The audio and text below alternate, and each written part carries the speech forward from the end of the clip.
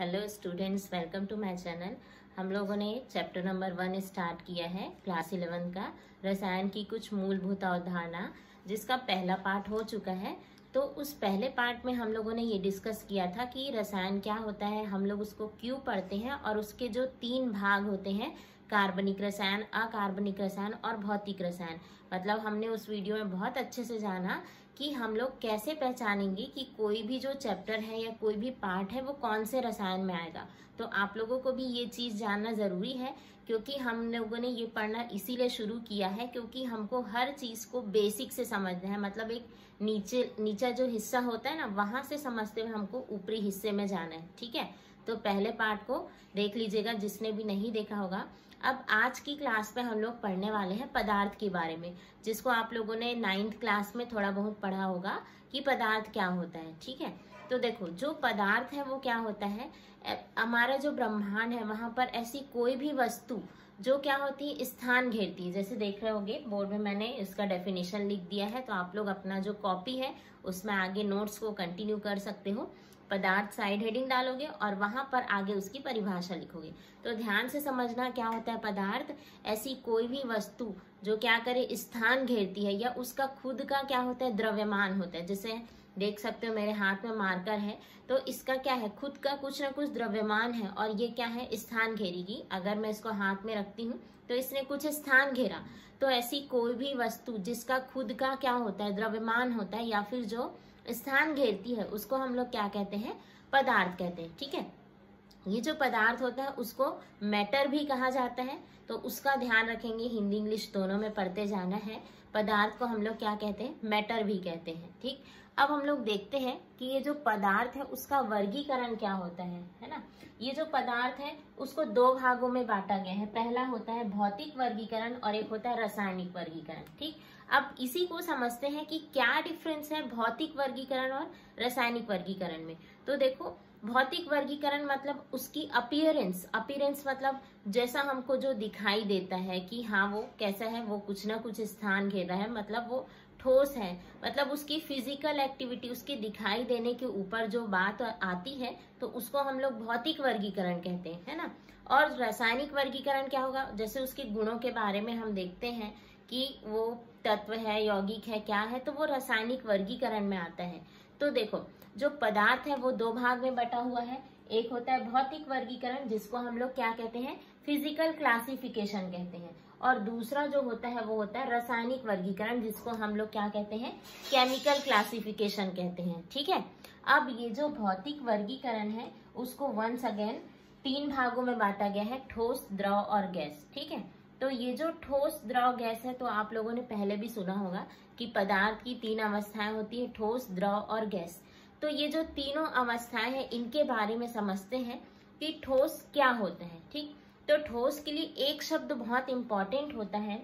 अगर किसी वस्तु में क्या हो, अगर किसी भी वस्तु में कौन सा बल हो, अंतर आणविक बल, है ना। इसको लिखना कहीं पर, ये बहुत बार यूज होता है, अंतर आणविक बल, है ना। अगर कोई भी वस्तु है जिसमें क्या हो, अंतर आणविक बल हो या फोर्स हो, तो उस वजह से कोई भी ठोस जो है वो एक दूसरे से बंधे हुए रहते हैं। जैसे कि ये मार्कर है, इसमें कोई ना कोई एक बल कार्य करता है, तभी ये क्या हुआ है, आपस में बंधा हुआ है। तो ये ठोस में क्या होता है, अंतर आणविक बल पाया जाता है। ठीक, तो अगर हम बात करें ठोस के आयतन का, है ना, तो जो ठोसों का आयतन है, पहले तो इसके स्थान घेरने की बात करते हैं। तो ये जो अंतर आणविक बल है उसके बारे में बात करते हैं। अगर हम ठोस को देखें तो उसके अणु क्या रहते हैं, आपस में चिपके हुए रहते हैं, है ना। इनके बीच में खाली स्थान बहुत कम होता है। ठीक, जैसे ये हम लोग देख रहे हैं, ये ठोस के अणु है, ये आपस में एक दूसरे से जुड़े हुए हैं, मतलब इसमें अंतर आणविक बल क्या है, ज्यादा है। वही हम लिक्विड को देखते हैं तो वो थोड़े से आपस में एक दूसरे से दूर होते हैं, तो इसको हम क्या कहेंगे कि इसमें जो अंतर आणविक बल है वो थोड़ा कम है। वही हम गैस को देखते हैं तो गैस के जो अणु है वो एक दूसरे से बहुत ज्यादा दूर दूर होते हैं, तो इसीलिए क्या कहा जाता है कि गैसों में अंतर आणविक बल जो है बहुत कम होता है, तभी वो एक दूसरे से क्या होते हैं, बहुत ज्यादा दूर दूर होते हैं। ठीक है, अब हम देखते हैं आयतन की बात करते हैं। ठीक, अब जब हम आयतन की बात करते हैं तो आयतन में क्या होता है, इन तीनों में जो ठोस वस्तु है उसका आयतन क्या होता है, निश्चित होगा, है ना।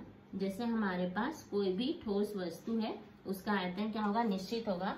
अगर हम क्या करें कि इस मार्कर को नाप करके देखते हैं, ठीक है। अगर हम इस मार्कर को नापेंगे तो इसका जो द्रव्यमान है या आयतन है वो एक फिक्स होगा, चाहे हम इसको किसी भी तौलिए वाले से तौले, कोई भी प्रकार का हो, इसका जो आयतन है वो क्या रहेगा, निश्चित रहेगा, ठीक है।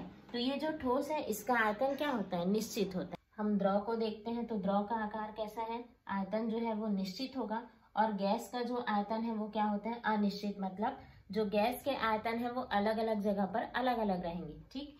फिर जब हम आकार की बात करते हैं तो जो ठोस का आकार है वो क्या होता है, निश्चित होता है। जैसे ये मार्कर है, इसका आकार क्या है, निश्चित है कि ये एक निश्चित स्थान घेरेगा, और इसका जो आकार है वो भी क्या है, फिक्स होता है, ठीक।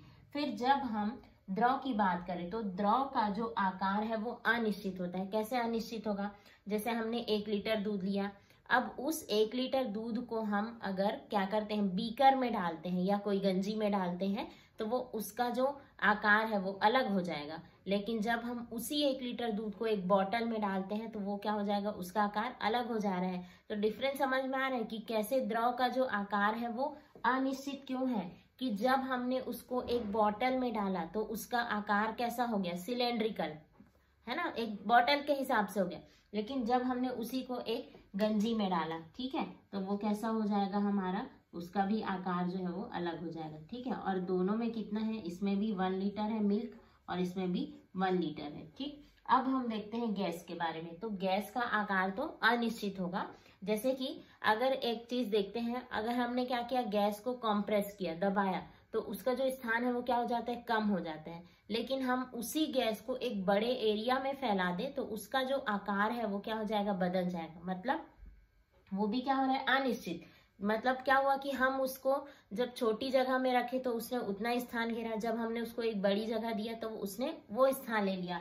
मतलब क्या हुआ कि जो द्रव है उसकी आकृति भी अनिश्चित होगी और जो गैस है उसकी आकृति भी क्या होती है, अनिश्चित होती है, ठीक है। अब हम देखते हैं, ये तो हो गया हमारा भौतिक वर्गीकरण। अब एक और क्या आता है, रासायनिक वर्गीकरण। तो जो रासायनिक वर्गीकरण है उसको 2 भागों में बांटा गया। एक को हम क्या कहते हैं, शुद्ध पदार्थ, और एक होता है मिश्रण। तो जो शुद्ध पदार्थ है उसको क्या कहते हैं, प्योर सब्सटेंस कहा जाता है, ठीक। और जो मिश्रण है उसको क्या कहते हैं, मिक्सचर। अब दोनों में अंतर को देखना कि जो शुद्ध पदार्थ है वो क्या होता है, एक ही प्रकार के अभिकर्मक, अभिकर्मक मतलब कोई भी सब्सटेंस को बोल सकते हैं। तो जो एक ही प्रकार के अभिकर्मक से मिलके बने होते हैं उसको हम क्या कहते हैं, शुद्ध पदार्थ। नाम में ही लिखा है शुद्धता, मतलब उसमें मिक्स नहीं है, दो तीन चीजें मिक्स नहीं है, उसमें एक ही प्रकार का जो अभिकर्मक है वो मिला हुआ होता है, तो उसको हम लोग क्या कहते हैं, शुद्ध पदार्थ कहते हैं। और ये जो शुद्ध पदार्थ है 2 भागों में बटा हुआ है। एक होता है तत्व, जिसको हम क्या कहते हैं, एलिमेंट, और दूसरा होता है यौगिक। तो यौगिक को क्या कहते हैं हम लोग, कंपाउंड कहते हैं, ठीक है। अब यहाँ पर तत्व और यौगिक का हम लोग क्या देखते हैं, एग्जाम्पल देखते हैं, ठीक है। जो तत्व है उसका एग्जाम्पल क्या होगा, जैसे कि अगर हाइड्रोजन हो गया, ठीक है, हाइड्रोजन हो गया, इसका एग्जाम्पल कार्बन हो गया, नाइट्रोजन हो गया, तो ये सब क्या है, तत्व के एग्जाम्पल। वैसे हम लोग O2 भी ले सकते हैं, H2 भी लिख सकते हैं और N2 भी लिख सकते हैं, ठीक है। अब आप लोग सोचोगे कि मैंने तो क्या कहा था, एक ही प्रकार का अभिकर्मक, यहाँ तो 2 दिखाई दे रहे हैं, ठीक है। तो ये कंफ्यूजन दूर करो, क्योंकि यहीं से छोटे छोटे कंफ्यूजन से बड़ा कंफ्यूजन बन जाता है, ठीक है। तो इसी चीज को हमको क्लियर करना है कि हमने क्या लिखा है, एक ही प्रकार के अभिकर्मक। तो वो जो एक ही प्रकार के अभिकर्मक है वो चाहे सिर्फ हाइड्रोजन हो सकता है। अब हमको मालूम है कि जो ऑक्सीजन है वो क्या होता है, द्विआण्विक होता है ना, डाइएटॉमिक मॉलिक्यूल है। तो जब हमने एक बीकर में क्या लिया, सिर्फ ऑक्सीजन की बात करते तो वहां पर एक ही प्रकार का क्या होगा, O2 होगा। मतलब उसमें कोई दूसरा अणु नहीं है, सिर्फ क्या है वहां पर O2 है। तो यही हुआ ना, एक ही प्रकार का अभिकर्मक है। अगर O2 हुआ तो पूरा O2 रहेगा, H2 हुआ तो पूरा H2 रहेगा। तो इसको हम कह सकते हैं कि तत्व जो है वो किससे मिलकर के बना होता है, एक जो हाइड्रोजन है, कार्बन है, नाइट्रोजन है, ये सब क्या कहलाएंगे, तत्व कहलाएंगे, ठीक है। और यौगिक का एग्जाम्पल देखना, जैसे कि H2O, ठीक है। अब ये जो यौगिक है वो अभी भी H2O जो है, इसको हम ऐसे नहीं बोलेंगे कि ये हाइड्रोजन अलग है ऑक्सीजन अलग है, ऐसा नहीं होगा। इसको हम पूरे के पूरे को क्या कहेंगे, जल कहेंगे, ठीक है। तो ये क्या है, अभी भी ये एक ही प्रकार का अभिकर्मक है, क्योंकि जल जो है वो एक सब्सटेंस हुआ।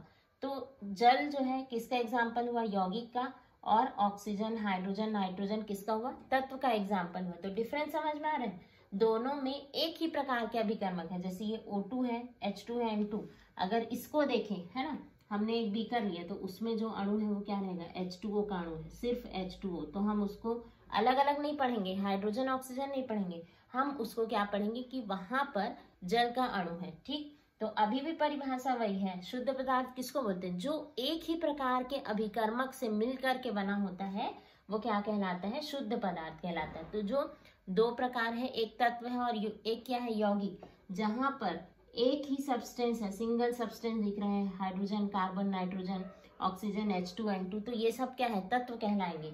और यौगिक में हम लोग देख रहे हैं कि इन ये दो जो अलग अलग तत्व है उनका क्या है, मिश्रण है। ठीक है, तो यौगिक वही क्या कहलाएगा, यौगिक कहलाएगा, क्योंकि वहां पर दो अलग अलग चीजें हैं, लेकिन साथ में हम उसको क्या कह रहे हैं, जल कह रहे हैं, H2O कह रहे हैं। अगर हम इसको साथ में नहीं लिखेंगे तो वो जल नहीं बना पाएगा। ठीक है, तो इसीलिए ये जो जल है वो क्या है, एक ही प्रकार का अभिकर्मक है। ठीक, अगर मैं इसको हाइड्रोजन लिख देती हूँ, ऑक्सीजन लिख देती हूँ, तो ये जल नहीं कहला पाएगा, वो क्या कहलाएगा, तत्व कहलाएगा। तो डिफरेंस दोनों में समझ आ रहा है, तत्व और यौगिक में। ठीक है, अब एक और चीज क्या होता है, मिश्रण। ठीक, रासायनिक वर्गीकरण में दो है, एक क्या होता है, शुद्ध पदार्थ, और दूसरा क्या है, मिश्रण। तो मिश्रण तो डेफिनेशन से समझ में आ रहा है कि जब हम दो या दो से अधिक पदार्थों को मिक्स करते हैं तो वहां पर जो भी एक नया पदार्थ बनेगा तो वो क्या कहलाएगा, मिश्रण कहलाएगा। ठीक है, और ये जो मिश्रण होता है वो दो प्रकार के होते हैं, एक होता है हमारा समांगी मिश्रण और एक होता है विसमांगी मिश्रण, है ना। तो जो समांगी मिश्रण है उसको क्या कहते हैं, होमोजेनस, और विसमांगी मिश्रण को क्या कहते हैं, हेट्रोजेनस। तो देखो इसको हम लोग एग्जाम्पल से समझते हैं। जो होमोजेनस मिश्रण है वो क्या कहलाएगा, जैसे हमने क्या किया, शक्कर लिया, ठीक है, और शक्कर और पानी को हमने मिक्स किया। ठीक, अब जब हम शक्कर और पानी को मिक्स करते हैं और उसको अच्छी तरीके से घोलते हैं, घोलने के बाद हम उसको देखते हैं कि वहां पर से हमको ये नहीं समझ में आ रहा है कि शक्कर कौन सा है और पानी कौन सा है, हम उसको अलग नहीं कर पा रहे, मतलब उसमें जो दो तत्व मिले हुए हम उसको अलग नहीं कर पाते। तो ऐसे जो मिश्रण है वो क्या कहलाते हैं, समांगी मिश्रण। समांगी का अर्थ क्या हुआ, जिसका अंग समान है वो क्या कहलाते हैं, समांगी मिश्रण।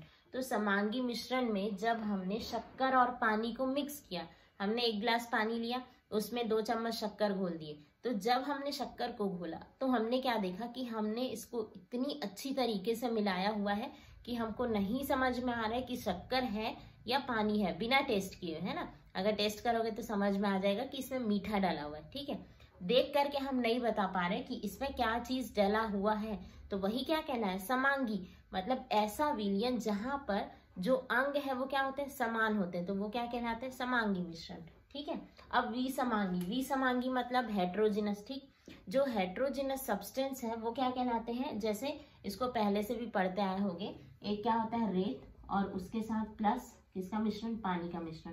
तो जब हमने क्या किया, एक गिलास पानी लिया और उसमें जब हम रेत को घोल देते हैं तो हम क्या देखते हैं कि जो रेत है वो घुलता नहीं है, वो वैसे का वैसा ही दिखाई देता है, मतलब हमको दिख रहा है, चाहे हम उसको कितनी भी अच्छी तरीके से घोल ले, जो रेत है वो अलग से दिखेगा ही। तो वही क्या कहलाता है, हमारा विसमांगी मिश्रण। ठीक है, तो ये हमारे जो दो पार्ट हुए, एक क्या होता है, शुद्ध पदार्थ, और एक क्या होता है, मिश्रण। तो इस तरीके से आज की क्लास में हम लोगों ने क्या क्या पढ़ा, पदार्थ के बारे में देखा कि जो भी स्थान घेरता है वो क्या कहलाता है, पदार्थ कहलाता है। पदार्थ को 2 भागों में बांटा गया था, एक कौन सा है, भौतिक वर्गीकरण और रासायनिक वर्गीकरण। तो बच्चों ये जो टॉपिक है वो बहुत इंपॉर्टेंट है, तो उसको अच्छे से क्लियर करना। अगली क्लास में हम लोग इसके आगे का और भी पार्ट देखेंगे। ठीक है, तो देखते रहिए चैनल को, अगर आपको अच्छे अच्छे नॉलेज चाहिए तो, और